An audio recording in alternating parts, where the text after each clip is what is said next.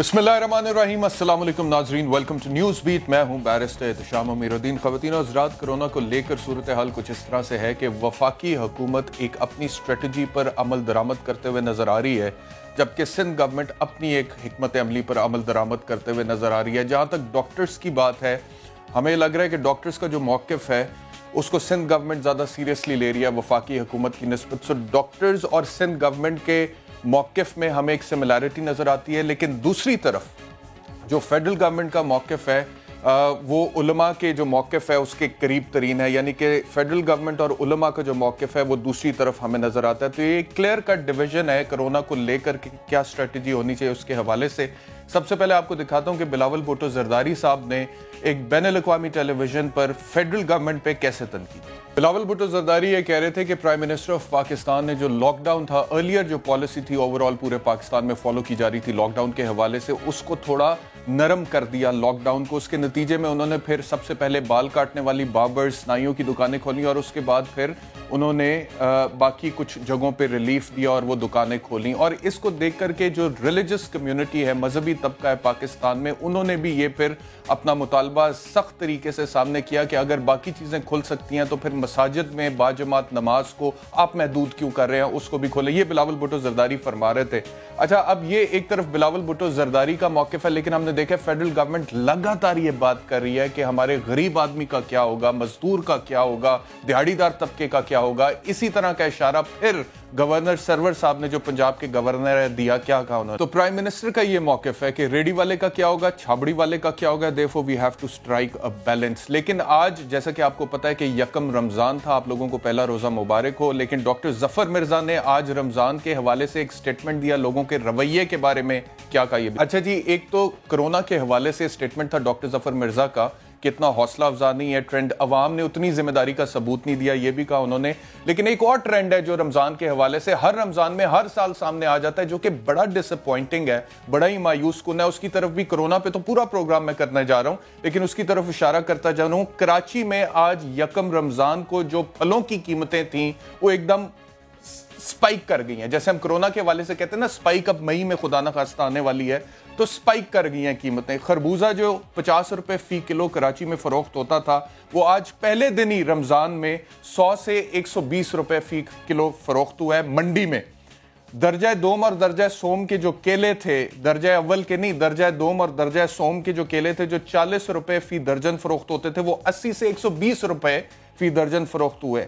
गरमा 100 रुपए से 120 रुपए पे चला गया और तरबूज जो है वो 50 से 60 रुपए पे चला गया। और दुकानदार ये कहते हैं कि अगर मंडी से हमें महंगे दामों ये फल मिलेगा तो फिर हम अपनी रिटेल शॉप्स पे, दुकानों पे इसको सस्ता तो नहीं बेच सकते, जाहिर बात है। तो ये एक इंपॉर्टेंट चीज है जिसकी तरफ देखना चाहिए। अच्छा, अब मैं वापस आ जाता हूं कोरोना पे। प्राइम मिनिस्टर इमरान खान साहब ने परसों कोरोना के हवाले से क्या कहा था, आपको जरा दोबारा याद दहानी करा देते हैं, जिससे फिर प्राइम मिनिस्टर की अप्रोच मजीद क्लियर हो जाएगी। इसको लेकर के सुनिए। आप पूरा लॉकडाउन भी करेंगे ना, तो फिर भी इसने रुकना नहीं है, इसके साथ हमें रहना पड़ेगा। हमारी कोशिश ये होनी चाहिए कि जो कर्व है उसकी फैलने की, वो एकदम स्टीप ऊपर ना चले। प्राइम मिनिस्टर बार बार ये कह रहे हैं कि आप पूरा लॉकडाउन कर दें, पूरे मुल्क को बंद कर दें, दुकानों को, सनतों को, छाबड़ी वाले को, रेडी वाले को बंद कर दें। उसके बावजूद इस कोरोना ने फैलना ही फैलना है। इस वजह से आपको इसके साथ जीना सीखना पड़ेगा। ये एक कॉन्सेप्ट है जिसको मेडिकल साइंस में हर्ड इम्यूनिटी भी कहते हैं, यानी कि पॉपुलेशन, आबादी जो है उसके अंदर इम्यूनिटी नेचुरली पैदा की जाए किसी भी बीमारी, किसी भी वबा, किसी भी वायरस के खिलाफ। तो प्राइम मिनिस्टर मुझे लगता है कि इस अप्रोच को फॉलो करते हुए नजर आ रहे हैं। जिस तरह से डेनमार्क की गवर्नमेंट, कल भी मैंने कहा था, इसी अप्रोच को फॉलो करती हुई नजर आ रही है। इससे बरक्स के बाकी मुल्कों में, चाहे वो इटली है, स्पेन है, बरतानिया है, अमरीका है या दीगर ममालिक है, इवन के सऊदी अरेबिया भी है, जहां पे हमने देखा है कि मस्जिदुल हराम और मस्जिद नबवी में भी बाजमात नमाज को उन्होंने खत्म करवा दिया। फिलहाल वहां पे डिफरेंट अप्रोच है, वो लॉकडाउन की अप्रोच है। अच्छा, अब ये जो अप्रोच प्राइम मिनिस्टर की है, मैं कहता हूं कि शायद ये ठीक भी हो, लेकिन कम से कम डॉक्टर कम्युनिटी इसको मानने के लिए तैयार नहीं है। आज जो नेशनल इमरजेंसी ऑपरेशन सेंटर के स्टैटिस्टिक्स हैं वो मैं आपसे शेयर करता हूं। ये बताते हैं जी कि अब तक 253 डॉक्टर्स बाशमूर मेडिकल हेल्थ वर्कर्स के जो है वो कोरोना से मुतासर हो चुके हैं। आज पेशावर के हयाताबाद मेडिकल कॉम्प्लेक्स में एक डेथ हुई है डॉक्टर शहजाद फैसल की, जो कि कोविड-19 वार्ड में काम कर रहे थे, अपनी खिदमत सर अंजाम दे रहे थे, फ्रंट लाइन वॉरियर थे कोरोना के खिलाफ। اور پچھلے کچھ دنوں سے وینٹیلیٹر پر تھے. بڑے افسوس کی بات ہے کہ آج ان کی ڈیتھ ہو گئی ہے. 22 مارچ کو میں آپ کو یاد کراتا چلوں کہ اس سے پہلے گلگت بلتستان میں ایک ینگ ڈاکٹر تھے, ڈاکٹر اسامہ, ان کی ڈیتھ ہوئی تھی. 6 اپریل کو سندھ میں ایک ڈاکٹر کی ڈیتھ ہوئی تھی. تو یہ فگرز ڈاکٹرز کے حوالے سے جو وہ کہتے ہیں, کل بھی لیڈی ڈاکٹرز نے کہا جی ہمارے گھر والے ہمیں کہتے ہیں کہ آپ نوکریاں چھوڑ دیں, ہمیں آپ کی جان عزیز ہے. چلو ہم اپنی جان کی پرواہ تو نہیں کرتے ہیں, لیکن ہمیں ہمارے گھر والوں کی جان عزیز ہے کیونکہ ان کو ہم سے کرونا لگ سکتا ہے. تو اس وجہ سے ڈاکٹرز یہ کہتے ہیں لاک ڈاؤن کو سخت کر دیں, مساجد کے حوالے سے پالیسی پر نظر ثانی کریں. لیکن پرائم منسٹر صاحب کا موقف مختلف ہے. ڈاکٹرز یہ کہتے ہیں لاک ڈاؤن کو افیکٹو بنائیں, پرائم منسٹر یہ کہتے ہیں جی کہ کاروبار بند ہی نہیں ہونا چاہیے تھا. کل جو یوٹیوبرز کے ساتھ میں آپ سے عرض کروں پرائم منسٹر نے ملاقات کی تھی, میں پرائم منسٹر کے الفاظ آپ تک پہنچانا چاہ رہا ہوں کہ جو ارلی بھی لاک ڈاؤن ہوا تھا اس کے حق میں بھی اب پرائم منسٹر نظر نہیں آ رہے. پرائم منسٹر نے یہ کہا جی کہ ہمیں کاروبار بند ہی نہیں کرنے چاہیے تھے, 2-3 دکانیں چھوڑ کر کھول دیتے, روٹیٹ کرتے, یعنی کہ جو اوور آل سارا شٹ ڈاؤن کر دیا تھا دکانوں کا. اب پرائم منسٹر یہ کہتے ہوئے نظر آ رہے ہیں کہ ہمیں وہ بھی نہیں کرنا چاہیے تھا. 2-3 دکانیں بند ہوتی, پھر ایک دکان کھول دیتے, پھر 2-3 دکانیں بند ہوتی, پھر ایک دکان کھول دیتے اور روٹیٹ کرتے, یعنی کہ کس کی دکان کھلے گی یہ روٹیشن سے باری آتی. پھر پرائم منسٹر صاحب یہ فرماتے ہیں کہ ساری دنیا کوشش کر رہی ہے کرونا کے ساتھ گزارا کیسے کریں گے, یعنی کہ کرونا اب ایک حقیقت ہے, ایک ریالٹی ہے, ہمیں اس سے جینا سیکھنا پڑے گا. تو پرائم منسٹر یہ فرماتے ہیں, ڈاکٹر کہتے ہیں لاک ڈاؤن کر دیں, پرائم منسٹر یہ کہتے ہیں ڈاکٹرز کہتے ہیں کہ مساجد میں باجماعت نماز کو محدود کر دیں, پرائم منسٹرز کہتے ہیں کہ باجماعت نماز ہو لیکن گائیڈ لائنز کے ساتھ ہو, اور علماء پرائم منسٹر کے ساتھ اتفاق کرتے ہوئے نظر آتے ہیں. ڈاکٹرز یہ کہتے ہیں کہ خدا نہ خواستہ یہ وقت نہ آ جائے کہ سڑکوں پر لاشیں پڑی ہوں, خدا نہ خواستہ یہ وقت نہ آ جائے کہ سڑکوں پر ہمیں لوگوں کو ٹریٹ کرنا پڑے, خدا نہ خواستہ یہ وقت نہ آ جائے کہ اٹلی, اسپین اور امریکہ جیسی صورتحال ہو جائے. اور میں آپ کو بتاؤں امریکہ میں فی الحال کورونا کے جو کل کیسز ہیں وہ 9,30,000 کے قریب پہنچ چکے ہیں, اور جو کل اموات ہیں وہ 52,300 سے زائد ہو چکی ہیں. اور امریکہ جیسی super power, the first world, وہاں پہ ماسک ہی نہیں مل رہا. جن کے پاس ایٹمی ٹیکنالوجی ہے, جن کے پاس کروز میزائل, فلانا bomb, hydrogen bomb and what not, وہاں پر ماسک نہیں ہے, وہاں پر تھرمومیٹر کم ہو گیا امریکہ میں فی الحال. تو ڈاکٹرز یہ کہتے ہیں کہ خدا نہ خواستہ امریکہ والی سچویشن نہ ہو جائے, لیکن پرائم منسٹر یہ کہتے ہیں کہ جو ہرڈ امیونٹی کا کانسیپٹ ہے جس میں آپ 70 سے 90% آبادی کو نیچرلی ان میں امیونٹی پیدا کرتے ہیں, ہمیں اس کی طرف جانا چاہیے. تو یہ ایک اختلاف ہے پرائم منسٹر اور ڈاکٹرز کی اپروچ کے درمیان کورونا کو لے کر کے. اس کے حوالے سے بات کریں گے, ایک بریک لیتے ہیں, بریک کے بعد جب واپس آئیں گے تو minister of state for climate change Zartaj Gul وزیر ہمارے ساتھ ہوں گی آفٹر دی بریک.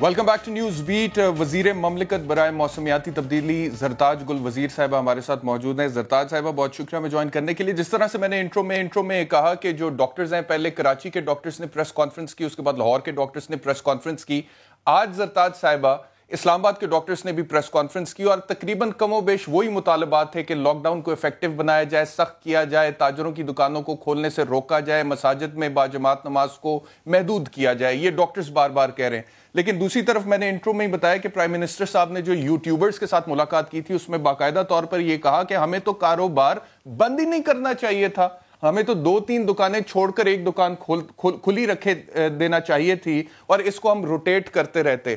تو ڈاکٹرز کا جو پوائنٹ آف ویو ہے, وزیر اعظم کا پوائنٹ آف ویو اس سے مختلف نظر آ رہا ہے.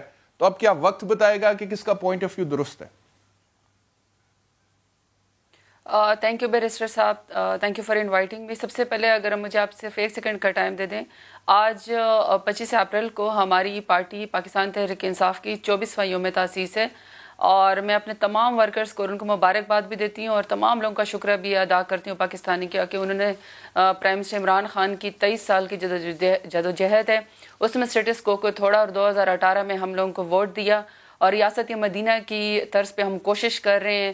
اسٹیٹس کو کے خلاف ہم لوگ جو ہیں وہ تمام مافیا کے اوپر ہاتھ ڈال رہے ہیں. انصاف کارڈ ہم لوگ بانٹ رہے ہیں. اور اگر ہمارے انٹرنیشنل فرنٹ دیکھیں تو راہدار جو کرتارپور کی راہداری ہے اس سے لے کر ہمارے تمام اپنے ممالک ساتھ جو وہ ہیں ریلیشن شپ وہ اس وقت بیسٹ اس پہ ہیں. تو میں پہلے اس کو اپنے یوم تاسیس میں اس پہ سوال پوچھوں گا آپ سے اور اپنے پرائم منسٹر عمران خان کو بھی شکریہ ادا کرتی ہوں. جی اب آپ نے جو مجھے میں اس کہا پہ سوال پوچھوں گا لیکن کرونا پہ آ جاتے ہیں پہلے. جی اب آپ نے مجھے کہا ہے کہ جی پہلے سندھ کے ڈاکٹرز نے کہا پھر اسلام آباد اور لاہور کے ڈاکٹرز نے. ایک تو بیرسٹر صاحب ایک بات یاد رکھیے گا کہ آپ کو بھی پتہ ہے کہ ہمارے جو ڈاکٹر ظفر صاحب ہیں وہی ہم سیلف از اے ڈاکٹر, جو ہماری ڈاکٹر یاسمین راشد ہیں وہ بھی ڈاکٹر ہیں. یہ ہیلتھ منسٹرز ہیں. جو سندھ کے ڈاکٹر ہیں ہیلتھ منسٹر وہ بھی ڈاکٹر ہیں. تیمور جھگڑا صاحب اور جو بلوچستان کے وہ بھی بڑے کمپیٹنٹ منسٹرز ہیں. اور یہ تمام جو ہے جو prime minister Imran Khan chair کرتے ہیں ایک کوارڈینیشن کمیٹی کو, اس کے اندر تمام چیف منسٹر اور تمام یہ جو ڈاکٹرز کی بھی صرف منسٹرز ہی نہیں, ہیلتھ منسٹرز ہیں. ہیلتھ منسٹرز کے اندر تو خود ڈاکٹرز موجود ہوتے ہیں اور ان کے آلموسٹ خود جو منسٹرز ہیں وہ بھی ڈاکٹر ہی ہیں. تو یہ بڑی ایک یونیفارمٹی ہے اور یہ اس کوارڈینیشن کمیٹی کا حصہ بنتا ہے جس کے 10 اجلاس ہو چکے ہیں. وہ اپنی آراء دیتے ہیں اور جو اس میں ایکسپرٹس کی رائے بھی ہوتی ہے, ڈاکٹر کی رائے بھی ہوتی ہے. میں اسپیشلی کل جو ہے میں نے سندھ کی 4 یا 5 جو گورنمنٹ سیکٹر میں گائناکالوجسٹ کام کرتی ہیں, میں نے ان کی خود پریس کانفرنس سنی, لفظ بلفظ میں نے سنی. اور اس میں جو ان کی ہیڈ تھی ڈاکٹر ناہید تھی پرابیبلی, وہ تمام گائناکالوجسٹ کو پاکستان کو ہیڈ کرتی تھیں. اور انہوں نے جو اپیل کی وہ مجھے بڑی پسند آئی. انہوں نے کہا کہ میں تمام ڈاکٹروں کی طرف سے اور میں یہ آن ریکارڈ کہنا چاہتی ہوں کہ فیڈرل گورنمنٹ اور پروونشل گورنمنٹ اپنی کوشش کر رہی ہیں, مگر میں اپیل کرتی ہوں اپنے عوام سے کہ آپ لوگ اس کو ایزی نہ لیں کیونکہ کرونا ختم نہیں ہوا ہے. تو آپ لوگ بھی اپنے آپ کو سیلف ڈسٹینسنگ کی طرف اور سیلف کوارنٹائن کی طرف. جی میں آپ سے پوچھنا چاہتا ہوں, میں نے انٹروڈکشن میں کل بھی چلایا تھا آج بھی چلایا پرائم منسٹر کا وہ شارٹ جس میں وہ کہتے ہیں کہ ہم کچھ بھی کر لیں, ایبسولوٹ لاک ڈاؤن کی وجہ سب کچھ بھی بند کر دیں, اس کے باوجود کرونا نے پھیلنا ہی پھیلنا ہے. تو جب پرائم منسٹر یہ بات کرتے ہیں کہ کرونا نے پھیلنا ہی پھیلنا ہے تو اس کا مطلب ہے کہ ذہنی طور پر وہ اس سچویشن کے لیے تیار ہے کہ خدا نہ خواستہ کرونا اگر پاکستان میں اٹلی کی طرح پھیلتا ہے جیسے وہاں پر پھیلا تھا, یا پھر خدا نہ خواستہ اسپین کی طرح پھیلتا ہے, یا خدا نہ خواستہ امریکہ کی طرح پھیلتا ہے, جو کہ میں پہلے بھی کہہ چکا ہوں کہ سپر پاور ہونے کے باوجود اب وہاں پہ لوگوں کو ہسپتالوں میں جگہ نہیں مل رہی ہے.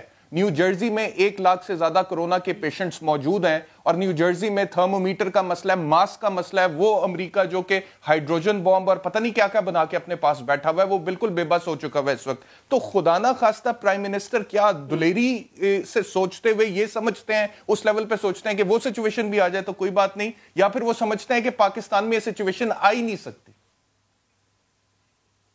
نہیں, میں آپ کو پرائم منسٹر عمران خان کے بھی ذہن بتاتی ہوں کیونکہ ظاہری بات ہے میں خود اسپوکس پرسن اور میں کیبنٹ کی ممبر ہوں اور ہر منگل کو ہمارا اجلاس ہی کیبنٹ کا صرف کرونا وائرس سے شروع ہوتا ہے اور ان کے تدابیر پہ.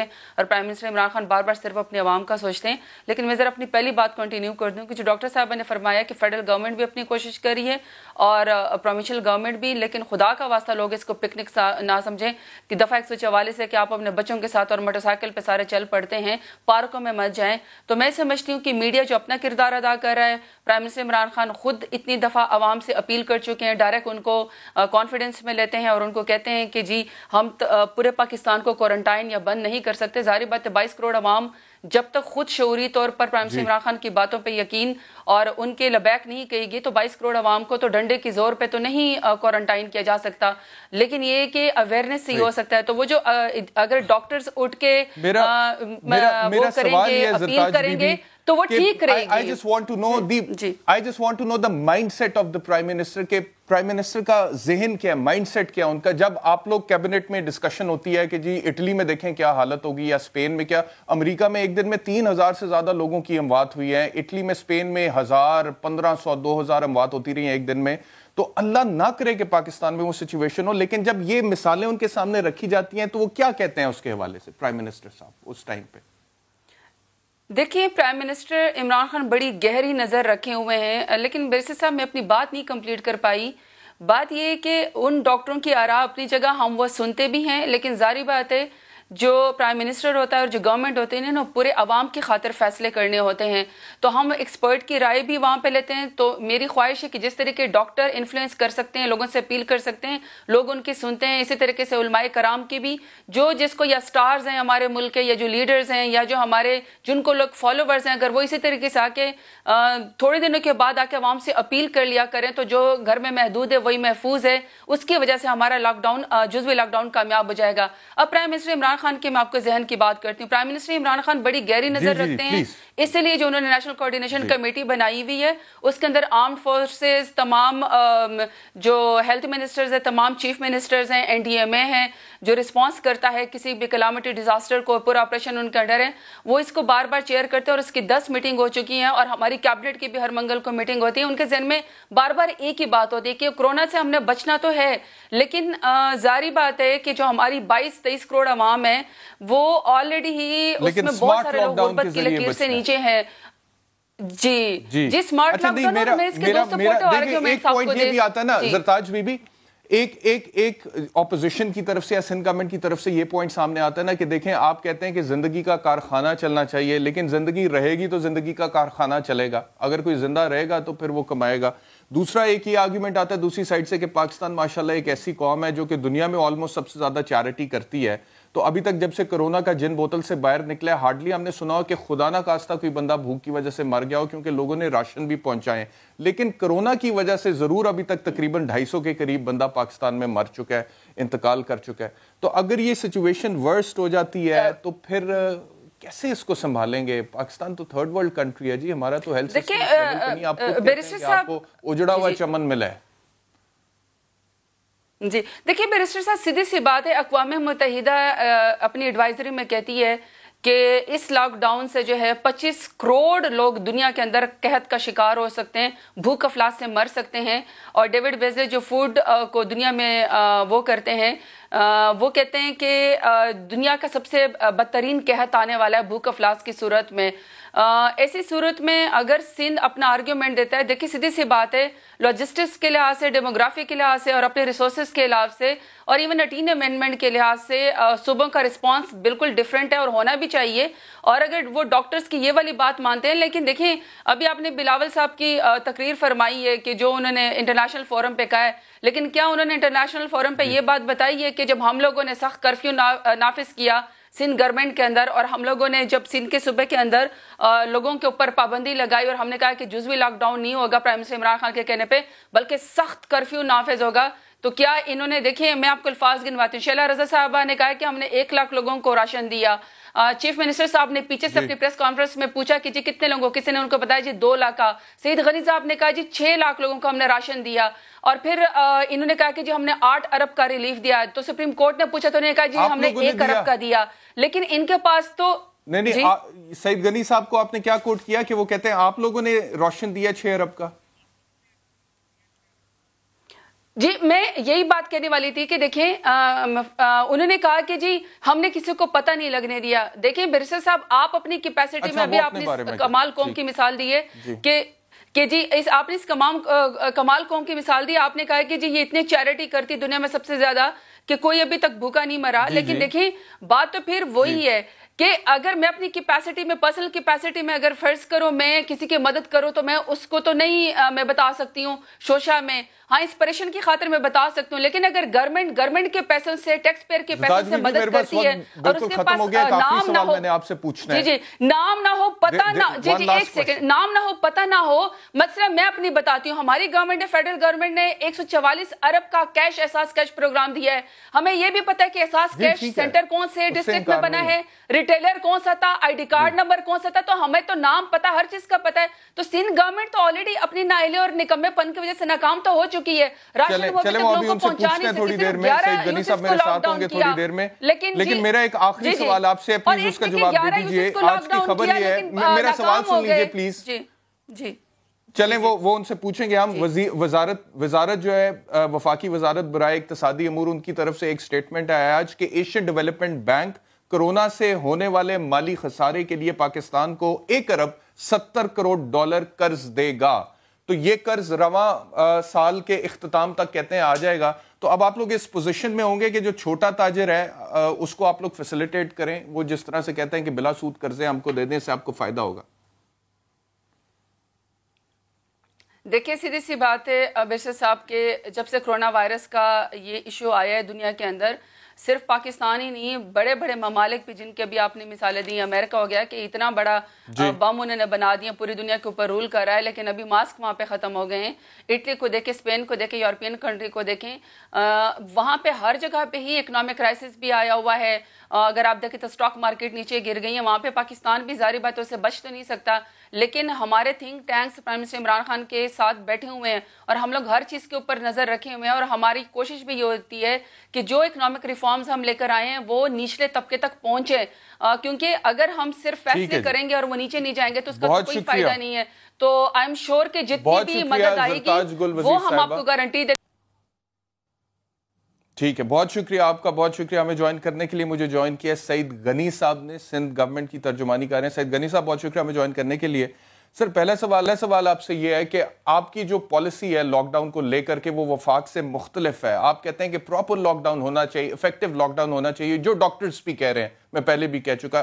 جو وفاقی حکومت کا موقف ہے لاک ڈاؤن کے حوالے سے, علماء اس سے راضی ہیں, اور آپ کا جو موقف ہے ڈاکٹرز کافی حد تک اس سے راضی ہیں, 100% نہیں لیکن کافی حد تک اس سے ایگری کرتے ہیں. لیکن ایک چیز یہ سامنے جو پاکستان تحریک انصاف بار بار بیلنس اسٹرائک کرنے کی بات کرتی ہے, وہ کہتے ہیں کہ ہم, آپ کو میری آواز آ رہی ہے سعید غنی صاحب؟ Can you hear me? اب آ رہی ہے سعید غنی جی.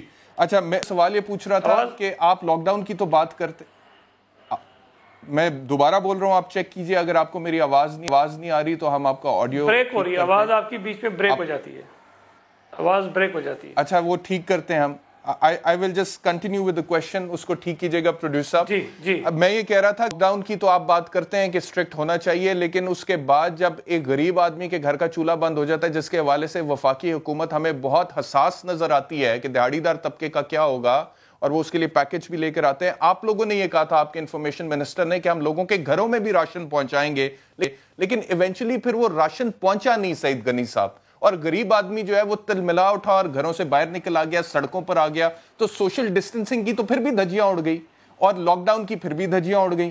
تو پھر جو بیلنس اسٹرائک کرنے کی بات کرتے ہیں پرائم منسٹر, اس کا مطلب ہے اس میں کہیں نہ کہیں دم خم تو ہے.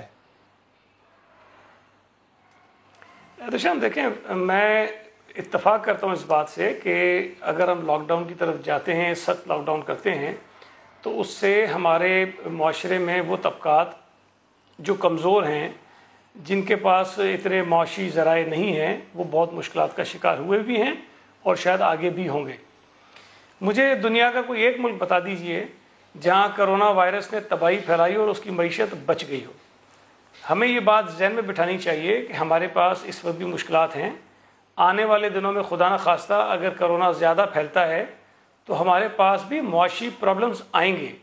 یہ آؤٹ آف کویشچن ہے کہ ہم اگر لاک ڈاؤن نہیں کریں گے تو ہماری معیشت تو بچ جائے گی, لیکن شاید لوگ بیمار ہو جائیں گے. یہ بھی آؤٹ آف کویشچن ہے. یا تو یہ ہو سکتا ہو نا کہ جی چلے معیشت آپ کی کھڑی رہے گی تو چلے لوگوں پہ تو ہم علاج کر کے ان کو ٹھیک کر دیں گے.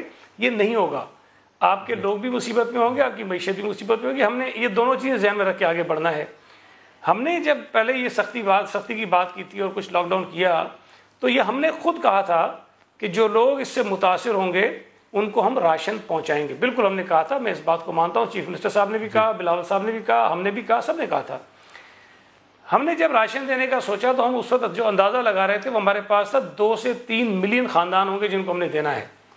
جب اس پر بیٹھ کر ہم نے کام شروع کیا تو میں اندازہ ہوا کہ اس کی لاجسٹک بہت بڑا پرابلم ہے, اور شاید یہ ٹرانسپیرنٹ بھی اتنا ہم نہیں کر پائیں گے تو اس میں ایشوز آئیں گے. لہٰذا ہم کیش ٹرانسفر کی طرف چلے جاتے ہیں. میں بہت مختصر آپ کو بتا رہا ہوں. ہم کیش ٹرانسفر کی طرف جانے لگے. اس میں ہمیں سپورٹ چاہیے تھی جو وفاقی ادارے ہیں ان کی.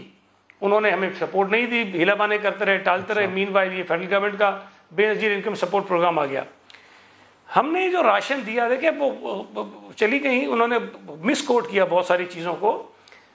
پیپلز پارٹی کی سندھ حکومت یا کہیں اور سے بھی کسی ایک شخص کا یہ مجھے اسٹیٹمنٹ دکھا دیں جس میں انہوں نے کہا ہو کہ ہم نے 8 ارب روپے کا راشن دیا ہے. کوئی ایک مجھے کہیں سے بتا دیں لا کر. جو سزا آپ کہیں گے میں بھگتنے کو تیار ہوں.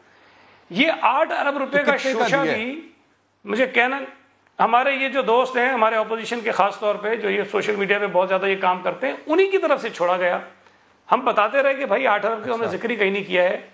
ہم نے بار بار بتایا, سی ایم صاحب نے بتایا, میں نے بتایا, سب نے بتایا کہ جی پہلے ہم نے 580 ملین ریلیز کیے اور اس کے بعد ہم نے 500 ملین ریلیز کیا, یعنی 1 ارب اور 8 کروڑ روپے ہم نے 2 فیزز میں ریلیز کیے.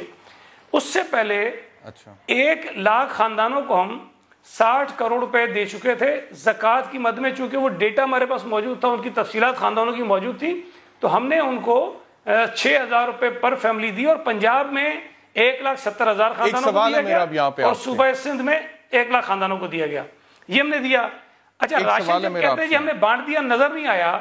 دیکھیں ایک تو طریقہ وہ ہوتا ہے کہ آپ ٹرک بھریں, ایک ٹرک آپ بھریں اور بیچ میں کھڑا کر دیں, چوراہے میں میڈیا بھی دیکھے گی, لوگ بھی دیکھیں گے اور لوٹ مار مچے گی اور تماشا بنے گا, کراؤڈ بھی لگے گا.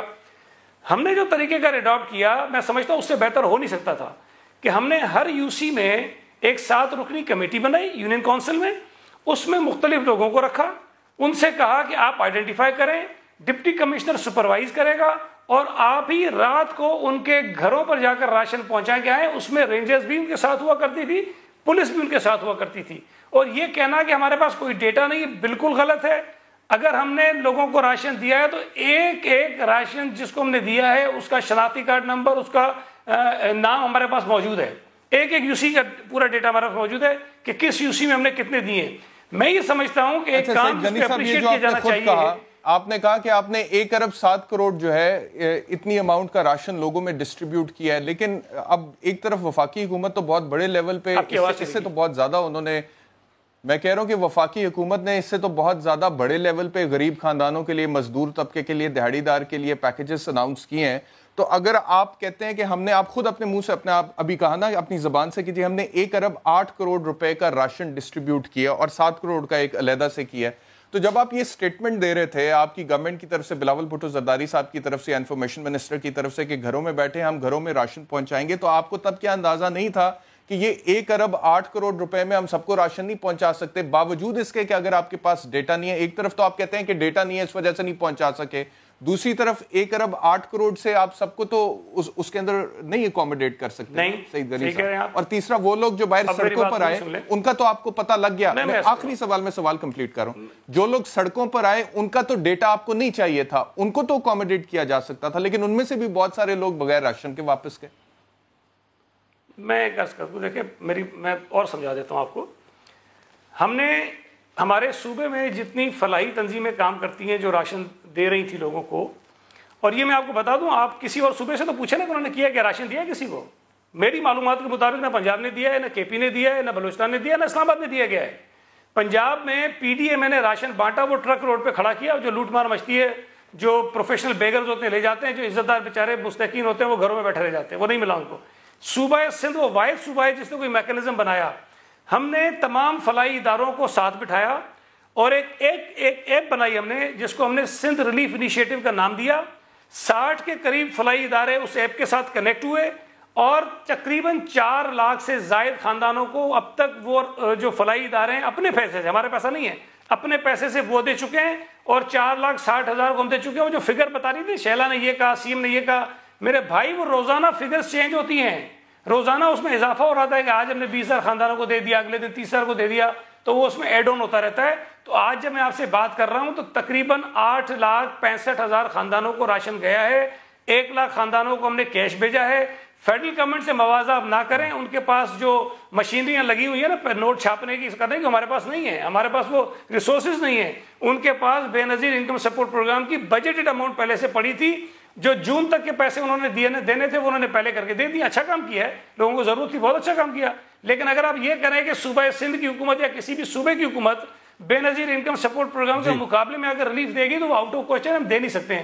ہماری ٹاپ پرائرٹی جو ہے آخری 2 سوال ہے, ہیلتھ سیکٹر ہے, اس پہ کام کر رہے ہیں. 2 سوال آخری. دوسرا ایک سوال, یہ میرے پاس وقت بڑا کم ہے, یہ سوال لے لیجئے گا پلیز, سوال امپورٹنٹ ہے. جی. اچھا, جن لوگوں کو وفاق نے ریلیف دیا, ایک طرف تو سندھ گورنمنٹ نے دیا نا, لیکن جن لوگوں کو وفاق نے ریلیف دیا, ہم نے بھی رپورٹ کیا کہ وہاں پر کچھ بدنظمی ہوگی جس کی وجہ سے دھکم پیل بھی, کچھ لوگ زخمی بھی ہوئے, خاتون کی ڈیتھ بھی ہو گئی.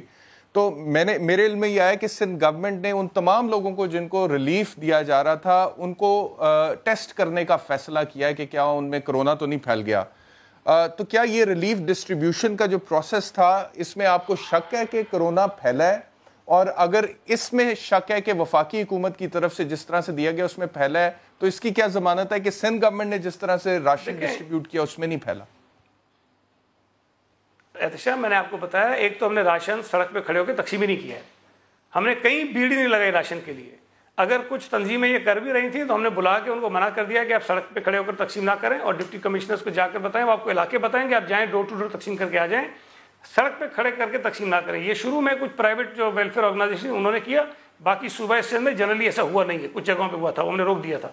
جو آپ دوسری بات کر رہے ہیں کہ بے نظیر انکم سپورٹ پروگرام میں پیسے تقسیم ہو رہے تھے، میں نے خود بھی بات کی، چیف سیکرٹری صاحب نے بات کی، ہمارے چیف منسٹر صاحب نے بات کی. ہم نے کہا کہ جو آؤٹ لیٹس آپ نے بنائے ڈسٹریبیوشن کے پیسے دینے کے اس کو بڑھائیے. یہ جو آپ نے ایک بینک کے ساتھ معاہدہ کیا ہوا یہ غلط ہے. آپ اس میں سیلولر کمپنیز کو انوالو کیجئے، سارے بینکوں کو انوالو کیجئے تاکہ maximum number of out let's ہوں، تاکہ لوگوں کا ہجوم کم لگے. لیکن ہماری بات نہیں مانی گئی اور صرف ایک بینک کے ساتھ یہ معاہدہ کیا گیا. اور آپ نے دیکھا جو آپ کے سامنے ٹی وی پر آیا ہے.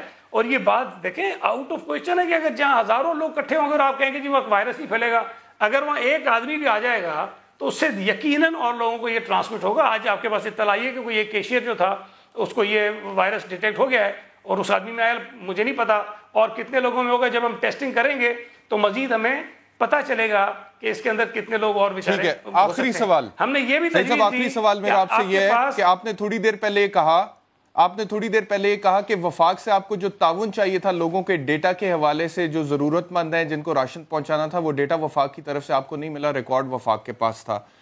کیا ابھی تک نہیں ملا؟ پہلا سوال. اور دوسرا حصہ اس کا یہ کہ مزید بھی اور وفاق سے ابھی بھی آپ کو کوئی تعاون چاہیے اس کے علاوہ؟ دیکھیں میں نے ڈیٹا کی بات نہیں کی، میں نے یہ کہا کہ جب ہم ڈیٹا بنائیں گے ان متاثرین کا، جب ہم ان سے تفصیلات لیں گے تو ہمیں کچھ وفاقی اداروں کی مدد درکار تھی، وہ مدد ہمیں نہیں مل سکی. اب جو بے نظیر انکم سپورٹ پروگرام ہے اس کے اندر جو لوگ ہیں وہ پاورٹی لائن سے نیچے کے لوگ ہیں. اگر آپ کو ڈیٹا نہیں چاہیے، مشینری تو سارے آپ کے انڈر ہے نا سر، ایگزیکٹو پاور آپ کے انڈر ہے، بیوروکریسی آپ کے انڈر ہے سندھ میں، تو آپ کو وفاق سے کس قسم کی مدد چاہیے؟ احتشام میں شاید سمجھا نہیں پا رہا ہوں، تھوڑا سا دیکھیں. یہ آسان کام نہیں ہے کہ ہم یہ طے کریں کہ ہم نے راشن کس کو دینا ہے اور کتنے لوگ ہیں جو اس لاک ڈاؤن کی وجہ سے متاثر ہوئے. بہت مشکل کام ہے اور یہ کسی صوبائی حکومت کے پاس، ایون فیڈرل گورنمنٹ کے پاس یہ ڈیٹا نہیں ہے. وزیر اعظم صاحب خود بھی کہہ چکے ہیں. ہم اس کے لیے ڈیولپ کر رہے تھے نا ڈیٹا. ہم نے ایک نمبر دیا کہ اس نمبر پہ لوگ میسج کریں اور بتائیں کہ جی وہ ضرورت مند ہے اور ان کا کام متاثر ہوا ہے. آ جائے گا پورا، بہت بڑی تعداد میں لوگ اپنے آپ کو رجسٹر کرائیں گے. لیکن جب وہ ڈیٹا آ جائے گا تو اس کو کہیں نہ کہیں سے فلٹر کرنا ہوتا ہے. وہ جو فلٹر کرنے کا میکینزم ہے وہ ہمارے پاس نہیں، وہ فیڈرل گورنمنٹ کے پاس، نادرا کے پاس ہے، اسٹیٹ بینک کے پاس ہے، FIA کے پاس ہے، FBR کے پاس ہے. ان کے بغیر ہم فلٹر نہیں کر سکتے ہیں جب تک ہمیں وہ مدد نہیں کریں گے. تو ہم نے کوشش کی لیکن اس میں بہت تاخیر ہوتی رہی. اور پھر مین وائل یہ بے نظیر انکم سپورٹ پروگرام آ گیا اور ہم نے یہ کہا کہ ان کے ساتھ مل کر پیسے دیں گے. سندھ حکومت نے یہ بھی طے کیا ہے کہ شکریہ ہمیں جوائن کرنے کے لیے، بہت شکریہ ہمیں جوائن کرنے کے لیے. میرا خیال ہے کہ فیڈرل گورنمنٹ اور سندھ گورنمنٹ کو آپس میں کوارڈینیشن کے ساتھ کام کرنا چاہیے. پرائم منسٹر صاحب کا ایک اور سٹیٹمنٹ مجھے یاد آ گیا ٹیلی تھون والے دن، جب انہوں نے کہا تھا کہ سندھ گورنمنٹ جو ہے انہوں نے پینک ہو کے بہت جلدی ایبسولوٹ لاک ڈاؤن کر دیا اور کرفیو ٹائپ لاک ڈاؤن کر دیا. تو یہ جو بھی آپس میں اسٹریٹجی کا ڈفرنس ہے یا مائنڈ سیٹ کا ڈفرنس ہے، اس کو سامنے رکھتے ہوئے بھی ایک دوسرے سے جو آپ لوگوں کو تعاون چاہیے وہ سندھ کو بھی کرنا چاہیے وفاقی حکومت کے ساتھ، اور وفاق کو بھی کرنا چاہیے سندھ گورنمنٹ کے ساتھ، کیونکہ ایونچولی سٹیک پر جو ہے وہ پاکستانی قوم کی زندگیاں ہیں، ان کی لائیوز ہیں، ان کی صحت ہیں، ان کے ہاؤس ہولڈز ہیں. تو اس وجہ سے اس کے اوپر ہمارے سیاستدانوں کو جو آپسی اختلافات ختم کرنے چاہیے. ایک بریک لیتے ہیں، بریک کے بعد واپس آتے ہیں.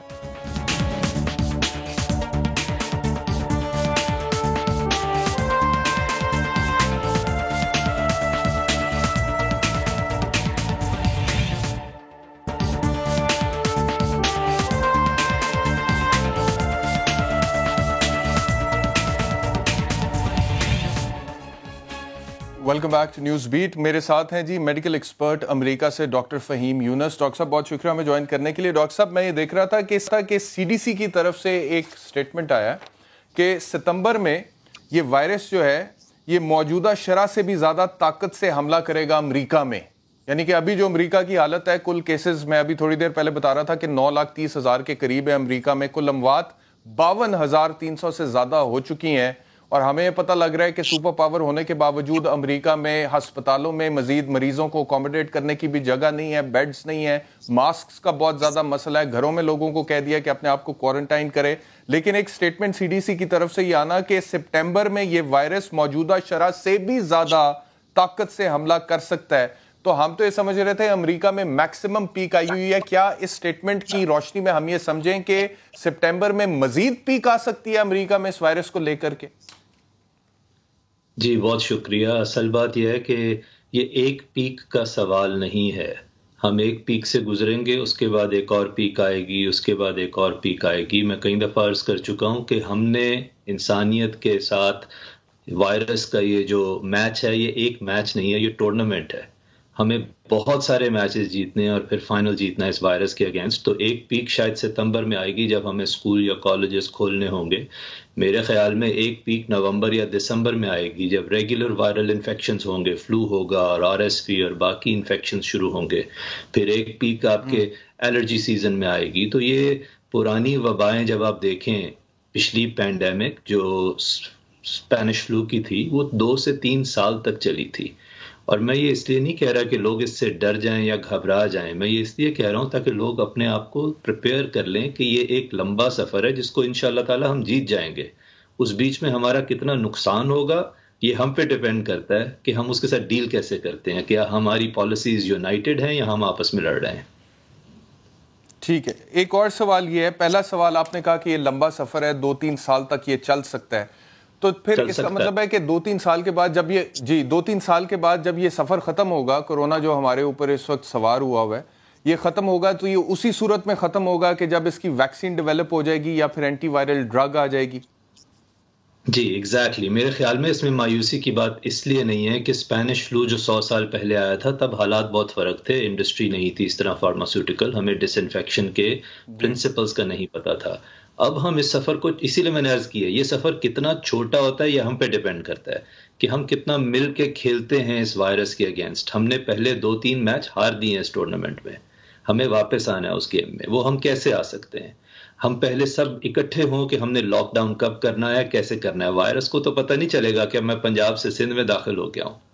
تو ہمیں پہلے اپنی پالیسیز الائن کرنی ہے. اس کے بعد ہمیں یہ دیکھنا ہے کہ کوئی نہ کوئی دوائیاں ایسی مونوکلونل اینٹی باڈیز آ رہی ہیں، پلازما تھراپیز آ رہی ہیں، بہت ساری اور ایکسپیریمنٹل دوائیاں ہیں انشاءاللہ جن سے کچھ فائدہ شاید ہمیں ملنا شروع ہو جائے. ٹھیک ہے ڈاکٹر صاحب، مجھے یہ بتائیے گا کہ جب تک ویکسین ڈیولپ نہیں ہوتی ہے، جی فرمائیے. جی میں یہی کہنے لگا کہ 40 ڈفرینٹ ویکسینز کے اس وقت ان کے اوپر تحقیق ہو رہی ہے. تو میرا یہ خیال ہے کہ انشاءاللہ 1 سے زیادہ ویکسین ڈیولپ ہو جائے گی. کوئی یورپ سے ہوگی، کوئی امریکہ سے ہوگی، کوئی چائنا سے ہوگی. تو انشاءاللہ اس کی جب کوریج آئے گی تو ہم اس کو چھوٹا کر سکتے ہیں، اس آؤٹ بریک کو ہم شرنک کر سکتے ہیں. اور جب تک ویکسین ڈیولپ نہیں ہوتی ہے ڈاکٹر صاحب، جب تک یہ ویکسین ڈیولپ نہیں ہوتی ہے، یہ آپ ٹھیک فرما رہے ہیں کہ بہت ساری ایسے پہلے وائرسز ہوتے تھے جیسے چکن پاکس تھا، میزلز تھا، یا اور بہت ساری ایسی بیماریاں جن کے حوالے سے چھوٹے بچوں کو پیدائش کے بعد ویکسینز لگتی ہیں. پہلے وہ وبا کے طور پہ پھیلتے تھے اور انسانوں کے پاس اس کا کوئی حل نہیں ہوتا تھا، لیکن پھر آہستہ آہستہ میڈیکل سائنس کی ترقی کے ساتھ چیزیں بہتر ہو گئی. تو جب تک اس وائرس کی ویکسین ڈیولپ نہیں ہو جاتی ہے تب تک پھر اس سے بچاؤ کا طریقہ کیا ہے آپ کی نظر میں ایز اے میڈیکل ایکسپرٹ؟ یہ بتا دیں. جی آپ بتائیے، آپ کی آواز کٹ گئی تھی. میں کہا ڈاکٹر صاحب، جب تک ویکسین ڈیولپ نہیں ہوتی ہے تب تک اس وائرس سے بچنے کا طریقہ کیا ہے آپ کی نظر میں ایز اے میڈیکل ایکسپرٹ؟ ہاں جی، اس کا طریقہ بالکل یہی سوشل فزیکل ڈسٹینسنگ ہے. اس کا طریقہ یہ ہے کہ ہم ایک دوسرے سے 6 فٹ دور رہیں، ہم ماسک پہنیں، اپنے ہاتھ دھوئیں اور بہت زیادہ ٹیسٹ کریں.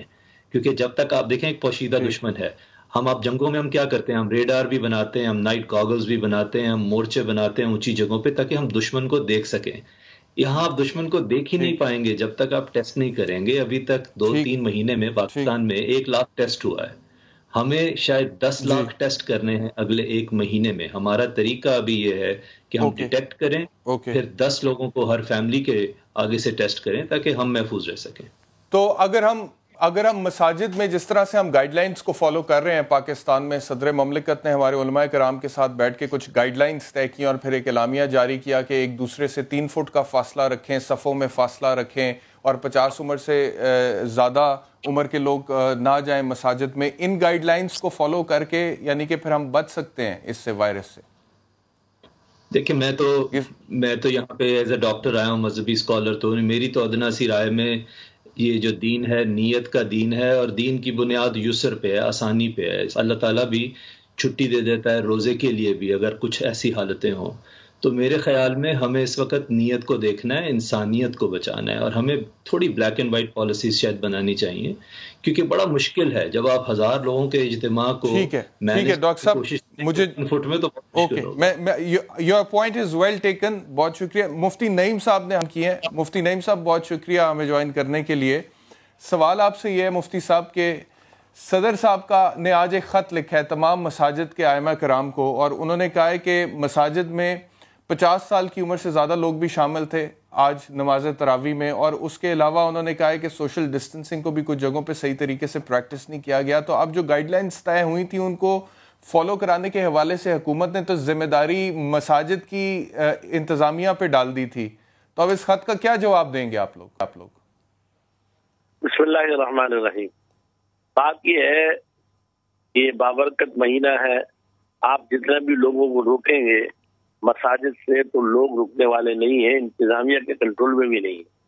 اس کے لیے صدر صاحب نے جو علماء کے ساتھ مشاورت کر کے طے کیا ہے، تو جو مساجد والے اس پر عمل کر رہے ہیں، اور بہت ساری مساجد کر رہی ہیں عمل، تو اگر وہ عمل کر رہی ہیں تو ان کو اجازت دی جائے، اور جو نہیں کر رہے تو ان کو جو ہے بند کیا جائے، پابند کیا جائے. انتظامیہ کو کرے، نہیں تو ملنا آپ کو بند کر دیتے ہیں. لیکن اب یہ کہ اگر آپ اور اگر کچھ اس طرح کا ڈیٹا سامنے آئے، آپ نے کہا کہ جو مساجد عمل کر رہی ہیں گائیڈ لائنز پہ ان کو اجازت دی جائے، اور جو نہیں کر رہی ہیں ان مساجد کو بند کیا جائے. اچھا، اگر اس طرح کا کوئی ڈیٹا آنے والے دنوں میں مفتی صاحب سامنے آئے کہ جن مساجد میں گائیڈ لائنز پر عمل ہو رہا ہے لیکن گائیڈ لائنز پر عمل کے باوجود خدا نخواستہ وہاں پہ وائرس پھیل رہا ہے، تو پھر کیا آپ مشورہ دیں گے گورنمنٹ کو؟ اچھا، آپ یہ بتائیں کہ جو بازاروں میں اتنا رش لگا ہوا ہے، اور یہ اس کے لیے آپ کیا گائیڈ لائن لیں گے اگر وہاں وائرس پھیل گیا؟ ظاہری بات ہے، انہیں بھی بند کرنا پڑے گا. ظاہری بات، دکانوں کی بھی اجازت دی ہے، کنسٹرکشن کی بھی اجازت دی ہے. تو اگر وہاں بازاروں کو بند کیا جا رہا ہے، کنسٹرکشن کو بند کیا جا رہا ہے، تو پھر تو ٹھیک ہے. لیکن یہ کہ بازار کھلے ہوں، عام لوگ پھر رہے ہوں، ہجوم کے ساتھ پھر رہے ہوں، راشن تقسیم ہو رہا ہو، پیسے تقسیم ہو رہے ہیں، ہزاروں آدمی جمع ہے، وہاں تو آپ جو ہے کچھ نہ کہیں. اور مساجد میں اگر کوئی وائرس ہو گیا تو اس کو اطلاع اچھالے. یہ بھی یعنی کہ میں جو سمجھ رہا ہوں مفتی صاحب آپ کی بات سے، میں آپ سے سیکھنے کی کوشش کر رہا ہوں، میں جو سمجھ رہا ہوں کہ جو دنیاوی لیول پہ صنعتوں کے لیے، بازاروں کے لیے پالیسی بنے گی، دینی لیول پہ مساجد کے لیے بھی وہی پالیسی بنے گی. قرآن اور حدیث ہمیں اس حوالے سے کیا کہتا ہے، کیا ہمیں اس پر عمل کرنا چاہیے؟ میں نے سنا مولانا طارق جمیل صاحب کو، انہوں نے کہا کہ جب اذان فجر ہوئی تو اس کے بعد بارش ہوئی تو اس کے بعد پھر مسجد سے اعلان کروا دیا گیا کہ جی اپنے گھروں میں نماز پڑھیں. تو یہ تو دین کی طرف سے ایک گائیڈ لائن آ رہی ہے، تو کیا ہمیں اس کو فالو کرنا چاہیے، یا پھر جو دنیاوی لیول پہ صنعتوں کے لیے، کاروبار کے لیے پالیسی بن رہی ہے اس کو ہمیں کہنا چاہیے کہ وہاں پہ ایسے ہے تو یہاں پہ بھی ایسے ہونا چاہیے؟ مولانا طارق جمیل صاحب نے کہا وہ فالو کر لیں گے، میں کر لوں گا. لیکن عوام الناس کو یہ سمجھانا کہ رمضان میں کوئی آدمی پورے سال نماز نہیں پڑھتا ہے، رمضان کے اندر آپ کو پہلی سب میں نظر آتا ہے. اب وہ جمہوری کیفیت ان کے اندر ہوتی ہے، ان کو اسی بات پر آمادہ کیا جائے جو شرائط ہے. اگر آپ نے اس پر عمل نہیں کیا تو پھر آپ، لیکن آپ ان کو یہ تو اگر آپ کے سمجھانے کے باوجود وہ نہیں سمجھتے ہیں تو پھر ان کو روکنے کا حق ریاست کے پاس ہے اختیار. پھر ریاست جیسے چاہے ان کو روکے، آپ یہ سمجھتے ہیں؟ بالکل، اگر وہ عمل نہیں کرتے تو ریاست کو حق ہے روکنے. اور پھر آپ ریاست کے ساتھ علماء کرام تعاون کرنے کے لیے تیار؟ بالکل ہم ریاست کے ساتھ ہیں اس معاملے میں. لیکن یہ کہ ریاست جو ہے نا وہ انصاف سے کام کرے. اگر وہ مساجد میں اگر پکڑتی ہے جو آدمی توڑ رہا ہے، تو جو بازاروں کے اندر ہو رہا ہے اس کو بھی جو ہے دیکھے. وہ مسائل ہے، سپر مارکیٹوں کے اندر لش لگا ہوا ہے، تو اگر ریاست سب کے ساتھ اچھا ایک آخری چیز یہ ہے، میں آپ کی بات میں بہت وزن ہے مفتی صاحب، اور مساجد تو ظاہری بات ہے ہر مسلمان کا دل کرتا ہے کہ یہاں سے تا قیامت اللہ اکبر کی اذان بلند ہوتی رہی، اور انشاءاللہ ہوتی رہے گی اللہ کے فضل و کرم سے. لیکن یہ جو آپ آرگیومنٹ دیتے ہیں کہ اگر بازار کھلا ہے تو پھر مسجد بھی کھلی رہے گی، تو یہ آرگیومنٹ کچھ تھوڑا سا، میں یہ کہہ رہا ہوں جو قوانین بنائے جائیں بازار کے لیے، جو مساجد کے لیے قانون، دونوں پر عمل کرایا جائے. اگر بازار والے عمل نہیں کرتے تو ان کو بھی بند کیا جائے، اور مساجد والے عمل نہیں کرتے تو ان کو بھی بند کیا جائے. اگر بازار سے لوگوں کو روٹی مل رہی ہے تو اس پر بھی اسی پالیسی کا اطلاق ہونا چاہیے، اور مساجد میں آ کے لوگ نماز پڑھ رہے ہیں تو اس میں بھی اسی پالیسی کا اطلاق ہونا چاہیے، باوجود اس کے کہ اگر دینوں میں کہتا ہے کہ کوئی پرابلم ہے تو آپ گھر میں بھی نماز پڑھ لیں. نہیں گھر میں دیکھیں نا، وہ تو یہ کہتے ہیں نا مفتی صاحب، آخری بات یہ ہے کہ بازار کا رخ وہ کرے گا اگر اس کو گھر میں اس کا چولہا نہیں جلتا، مجبوراً اس نے بازار جانا ہے، اور نماز انسان گھر میں بھی ادا کر سکتا ہے. تو اگر گھر میں نماز ادا کر سکتا ہے اس کے بعد جی بات یہ ہے کہ نماز، بہت سے لوگ ایسے ہیں جنہوں نے 40 سال سے مسجد کی نماز نہیں چھوڑی، 25 سال سے نہیں چھوڑی، وہ اتنے پابند ہیں. اب اگر آپ ان کو روکیں گے، ہاں ان کے ساتھ شرائط لگا دیے جائیں گے، بھئی آپ ان شرائط کے ساتھ آئیں گے تو آپ آ سکتے ہیں، ورنہ نہیں آ سکتے. بغیر شرائط کے بالکل نہ آنے دیے جائیں. اپنے ٹھیک ہے نا؟ ٹھیک، بہت شکریہ کرنے کے لیے مفتی نعیم صاحب. خواتین حضرات، یہ آج کا پروگرام تھا. انشاءاللہ کل آپ سے دوبارہ ملاقات ہوگی. اپنا خیال رکھیے. اللہ حافظ.